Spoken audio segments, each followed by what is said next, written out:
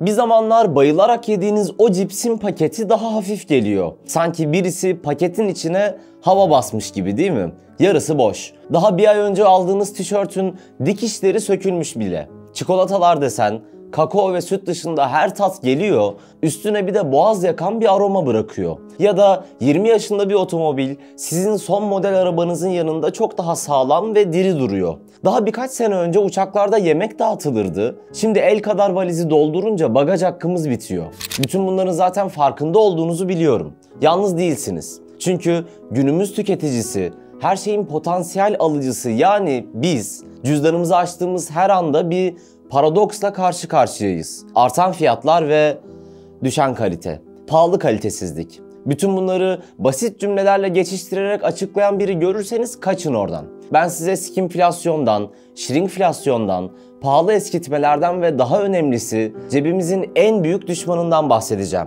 Hayır, arkanıza yaslanmayın, gözünüzü kulağınızı dört açın ve bu videonun cüzdanınızı ve kalite anlayışınızı kurtarmasına izin verin. Yeniden başlayanların başucu kitabına, kitabın da tam ortasına, Propaganda'ya hoş geldiniz.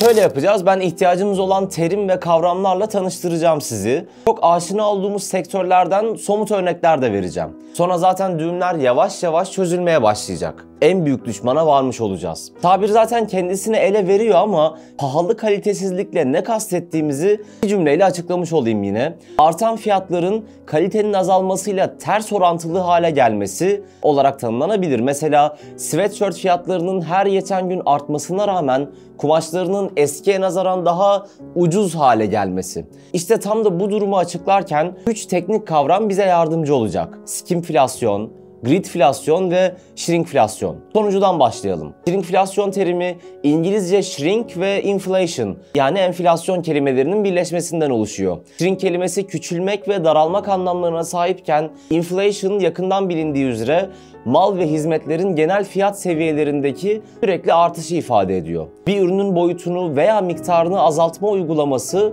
shrinkflasyon olarak tanımlanıyor. Bir diğer deyişle üreticiler ürünlerinin fiyatını artırmak yerine ürünün miktarını veya boyutunu azaltarak fiyatı aynı tutuyor. Örneğin satılan 500 mililitrelik bir sıvı sabunun fiyatının aynı kalarak 450 mililitrelik yeni ambalajda satılması veya marketten alınan cipsin aynı fiyatla daha düşük gramajda satılması shrinkflasyon olarak adlandırılıyor. Şirketlerin satış miktarını artırmak, üretim maliyetlerindeki artışlarla başa çıkmak amacıyla attığı bu adım genellikle tüketicilere bildirilmiyor veya sizin için yeni ambalajında gibi aldatıcı sözlerle pazarlanıyor. Sonuç olaraksa tüketici daha az ürün alırken aynı miktarda para harcamış oluyor. Aslında shrinkflasyon kavramı 2022 ve 2023'te dünya genelinde birçok ülkede de tartışıldı. Avustralya merkezli tüketici hakları derneklerinden biri olan Choice, 2022 yılında ülkede kahvaltılık gevrekten evcil hayvan mamalarına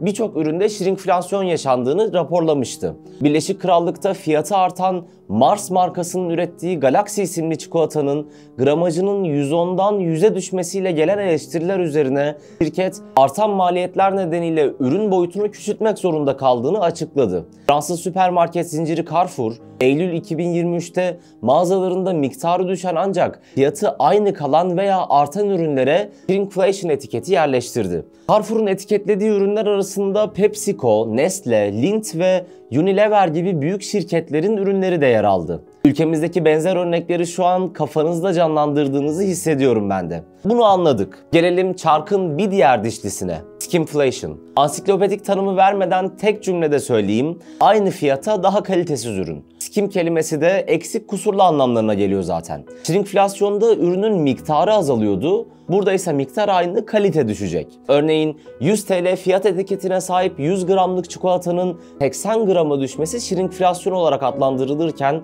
100 TL fiyatlı çikolatadaki kakao oranının azalması skimflasyon olarak adlandırılıyor.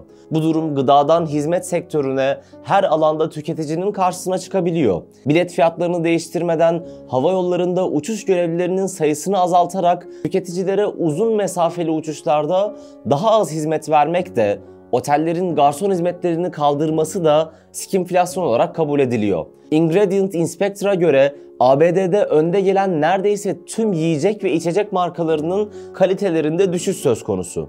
Bunun yanı sıra The Guardian'da Temmuz 2023'te yayımlanan bir makalede Birleşik Krallık marketlerindeki ürünlerde yaşanan kalite değişimlerinin ele alındığı da görülüyor. Örneğin bir markanın guacamole dip sosundaki avokado oranının %80'den %77'ye düştüğüne, bazı zeytinyağlı margarinlerde zeytinyağı oranının %21'den %10'a düştüğüne yer verilmiş. Barclays'in araştırmasına göre 100 Britanyalı'dan ikisi en sevdikleri ürünlerin içerik kalitesinde bir düşüş gördüklerini, ancak maliyetlerin aynı kaldığını veya arttığını aktarmış. Tekstil sektöründe de bunun etkilerini görüyoruz. Uzun uzadıya anlatmaya gerek yok. Kaliteli olduğu için alışveriş yaptığımız birçok kıyafet mağazasında ürünlerin etiketine bakarsanız kaç oranda polyester kullandıklarını görebilirsiniz. Anlatacağım terimlerin belki de en ahlaksız olanına geldik. Gridflasyon. Amiyane tabirle zaten millet neyin pahalı, neyin ucuz olduğunu anlayamaz hale geldi.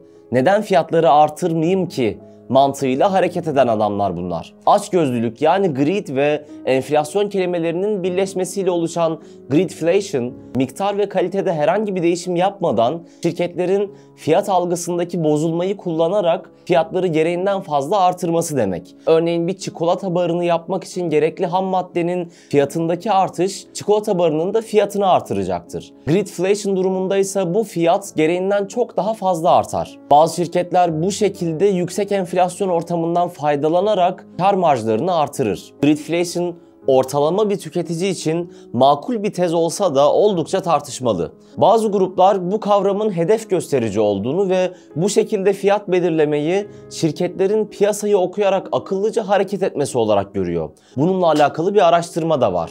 Rockefeller'ın sahibi olduğu enerji şirketi ExxonMobil, Shell, ünlü madencilik firması Rio Tinto ve büyük gıda şirketlerinden Bunge, Rusya'nın Ukrayna işgalinin ardından karlarının enflasyonun çok üzerinde seyrettiğini gördüler. Tabii ki de fiyatlarını düşürmediler. Böyle çok uç örneklere gitmeye gerek de yok. Korona döneminde 2-3 kat daha pahalıya satılan kolonyaları aklınıza getirin mesela. Ansiklopedik bilgiden uzaklaşma zamanımız geldi. Artık sıra herkesin malumu olan bir diğer stratejide. Planlı eskitme. Pahalı ürünlerin bilinçli bir şekilde eksik üretildiği ve kısa ömürlü olmaları sağlanan sistem. 65.000 TL'ye aldığınız telefonunuzu önümüzdeki 7 yıl boyunca kullanmak mı istiyorsunuz? Çok üzgünüm. Belki şirketin gönderdiği yazılım güncellemelerinden uzak durmak telefonunuzu bir nebze de olsa koruyabilir. Ama her şeyi yapmasını beklediğimiz akıllı cihazlarımızın bizimle beraber yaşlanması pek de mümkün durmuyor. Sonuçta kredi çekip yenisini alacağımızı teknoloji devleri de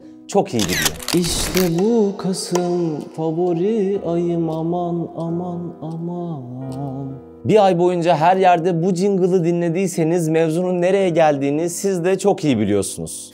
Seni bu yerlere, göklere kim sığdıramaz? Ben tabii. Yani bağımlı olmamak mümkün değil. Hele o aman aman kısmı, yani aman boş ver borçları, gel birkaç parça alışveriş yap diyor sanki. Unutulmaz Kasım, mükemmel Aralık ve çok daha fazlası. Büyük markaların devasa indirim vaatleriyle ortaya çıktığı bu kampanya günleri aslında onların bayramı, bizim değil. TÜİK verilerine göre 2023 yılının Black Friday günlerinde e-ticaret platformları üzerinden yapılan alışverişlerde toplam satış hacmi 4,5 milyar TL'yi buldu. Bu dönemde fiyatı artan ürünlerin oranı %30 olarak kaydedildi. Bindirme tabiri de tam olarak bu günler için var. Kampanyadan önce fiyatları %40 artırıyorlar. Kampanya döneminde de devasa %30 indirimden faydalanmamızı sağlıyorlar. Eski sezon ürünlerin parlatıldığı, sınırlı stok cümleleriyle müşterinin acele ettirildiği ve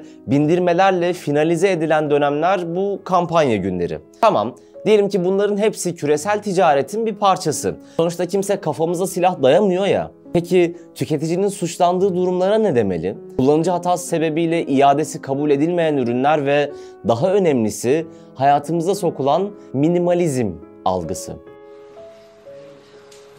Minimize. Bütün bunlar sorgulanabilir gerçekler. Ama kalitesizliğin pazarlanması ve bunun sosyal medya kanallarıyla yapılması toplumu savunmasız hale getiriyor. TikTok ekonomisi de tam burada devreye giriyor. Viral videolar aracılığıyla hızla yayılan TikTok ekonomisi kullanıcıları genellikle düşük kaliteli ürünlere yönlendiriyor. Bu platformda trend olan ürünler anlık popülerliğin ardından hızla unutuluyor, ancak tüketiciler bu süreçte gereksiz harcamaları yapmış oluyor zaten. Shine marka LED makyaj aynaları TikTok videolarıyla patlamıştı. Videolardan etkilenip satın alanlar aynaların bir hafta sonra bozulduğunu söyleyerek tepki göstermişti. Daha vahim vakalar kozmetik sektöründe yaşanıyor. Mesela cilt bakımına yönelik bir ürün olan Skinny Scrub, TikTok'ta viral olduktan sonra milyonlarca kişi tarafından satın alındı. Ancak düşük kaliteli malzemeler nedeniyle birçok kullanıcı ürünün ciltte tahrişe yol açtığını bildirdi. Firmanın çok da umrunda olacağını sanmıyoruz. Vurkaç taktiğiydi ve işe yaradı. Küçük ölçekli firmalar tek seferde para kazanmaya çalışırken Spotify gibi büyük ölçekli firmalarsa hizmet kalitesini geliştirmeyerek maliyetten kurtuluyor. Bugünlerde birçok kullanıcı Spotify'da hep aynı şarkıların önerildiğinden yakınıyor. Çünkü algoritmalarını geliştirecek yapay zekalar artık çok pahalı ve gelişmeye ihtiyaçları yok. Sektörü büyük ölçüde kendi tekellerinde tutuyorlar. Birçok terim, strateji ve alışveriş akımıyla açıklamaya çalıştığımız pahalı kalitesizlikte geldik en büyük düşmana. Aslında biraz geri çekilip sakin kafayla hepsini teker teker incelesek birbirleriyle bağlantılı olduğunu görüyoruz. Cüzdanınızın en büyük düşmanı şu an bu videoyu izlediğiniz ekrana bakıyor. Dost yine acıyı söyleyecek. Kalite sizsiniz. Evet, kapitalizmin bu sinsi çarkını durdurmak aslında kendimizi durdurmaktan geçiyor. Dinlediğimiz müzikte, yediğimiz atıştırmalıkta, giydiğimiz kıyafette ve izlediğimiz videoda kalite aramayı bırakalı çok oldu. Hunharca önümüze konulanı tüketiyoruz. Maddenin de bir ruhunun olması gerektiğini unutuyoruz. Kıyafetin ruhu, müziğin ruhu, yemeğin ruhu. Eskiler bunu zevki selim sahibi olmak diye adlandırmış. Böyle konuşunca nostaljiye bağladığımı düşünmeyin. Herkes Türk sanat musikisi eşliğinde menengiç kahvesini yudumlarken redingotunu düzeltsin, bir yandan da en sevdiği felsefe programına kulak kesilsin demek değil bu. İnsanın saf ve ilkel ruhuna ters düşmeyen ürüne yönelmek desek daha doğru olur. Bir insan rap müzik dinleyerek, hamburger yiyerek, kargo pantolon giyerek de zevki selim sahibi olabilir. Sözleri ve ritmi anlamlı rap, güzel bir etten yapılmış, boykot marka olmayan bir hamburger ve uzun yıllar giyebileceğiniz kalitede bir kargo pantolon olmak şartıyla. Bırakın eşyalar eskisin, üzerlerinde anıların izleri kalsın. İnsan ruhumuzdan ödün vermekten ve kapitalizmin çarkını döndürmekten çok daha iyidir. Umarım canınızı sıkabilmişimdir. Ebubekir Yılmaz Türk, propaganda bitti. Göklere kim sığdıramaz? Ben tabii ki seni bu dünyada en çok... Hayır, arkanıza yaslanmayın, gözünüzü kulağınızı dört açın ve bu videonun cüzdanınızı ve kalite anlayışınızı kurtarmasına izin verin. Yeniden başlayanların başucu kitabına, kitabın da tam ortasına, propagandaya hoş geldiniz.